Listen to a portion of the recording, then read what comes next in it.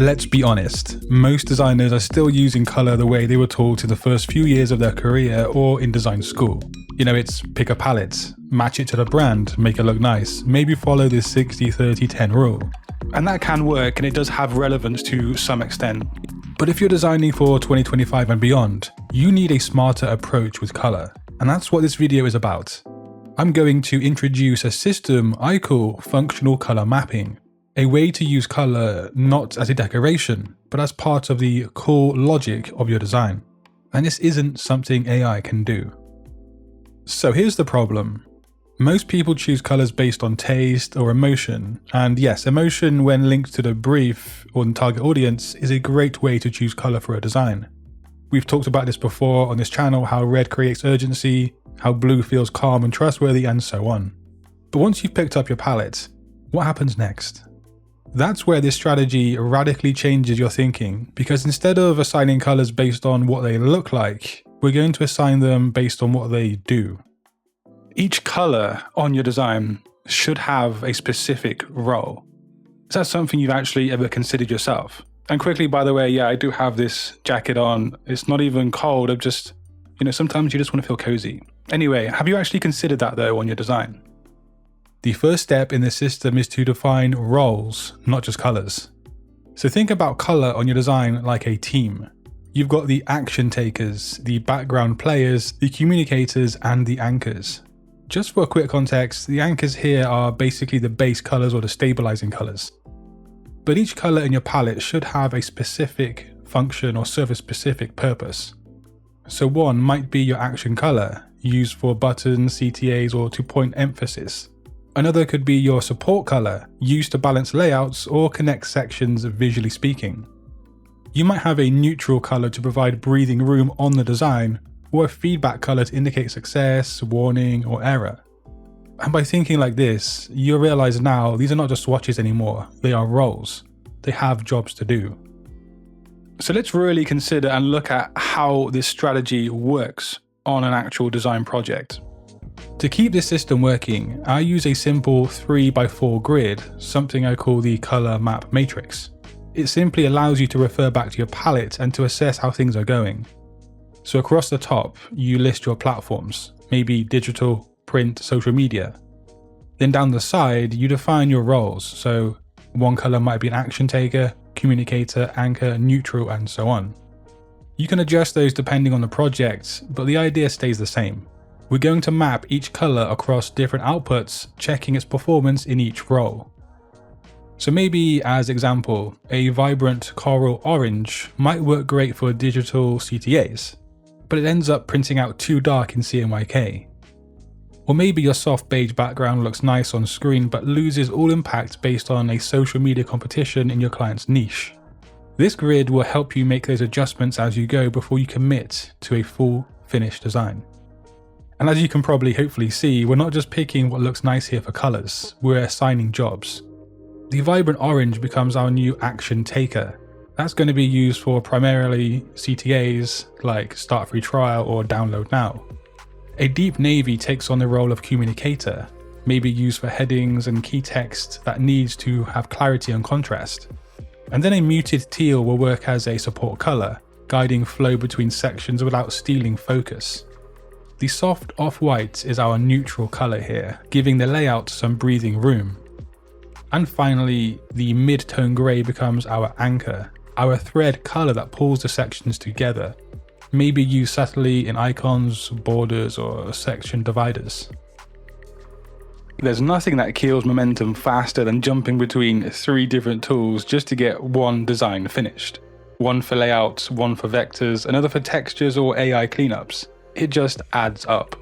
And I started looking into Kittle because I was frankly tired of that kind of mess in my workflow. It's a browser-based design platform that actually brings everything together in one place. No installs, no bouncing between apps, just open it up and get to work. What I really like is just how straightforward it is to use. Background removal, vectorizing, upscaling, it all happens in a few seconds, and it doesn't feel like I'm wrestling the software just to make something decent. Plus, all the stuff you usually have to go hunting for, so templates, fonts, textures, mockups, it's already there. The whole setup feels like it was made by people who actually get designers and actually work, not just what looks good on a product page. So if your workflow has been feeling a bit clunky or scattered, I'd say give Kittle a try, and you can explore its use for free using the link below. And Kittle has been a consistent partner with Satori Graphics, and that's because I do see it having value for a large part of my audience. But let's continue with the video. Step 2 is to drop into the color mode matrix, which I will fully explain now. Now across digital, print and social, we ask, does this color still perform its role effectively? The orange works beautifully in digital, but prints out a bit dull in CMYK, so we can bump up its red channel slightly for print use. The navy holds up across all formats, no adjustments needed, it's a solid choice here. The teal looks great online, but on small mobile screens, it might risk blending into the background, so we can increase contrast slightly for the digital touchpoints. And the grey stabilizer, the anchor.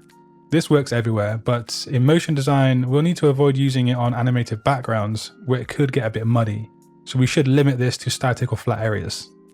This is just an example of how you might run through the matrix on your color scheme. Step 3 is to apply the system to the actual layout. So the hero section, we lead with that navy for the headline. It grounds the tone. The CTA button uses our orange action color and it pops immediately against the background. Below that, our teal support color leads into a feature section. And with each feature card framed by our stabilizer gray subtle color.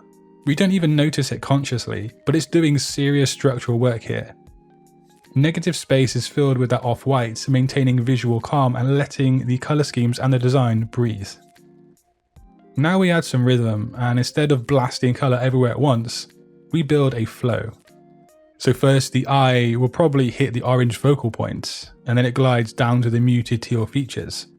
Then maybe a large section resets the tone using mostly neutral and grey, giving visual rest, before ending up on a final orange CTA.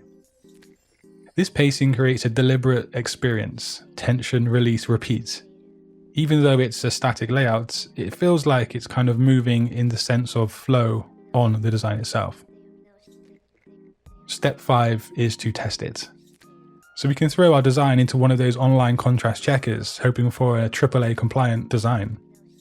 We preview it in black and white, we simulate color blindness, and we maybe realize that the teal and the grey are distinguishable. And then we can test it on mobile, see if everything scales clearly. And we might decide to do something like reduce the teal slightly more to keep separation. And then we should try the layout on print as well.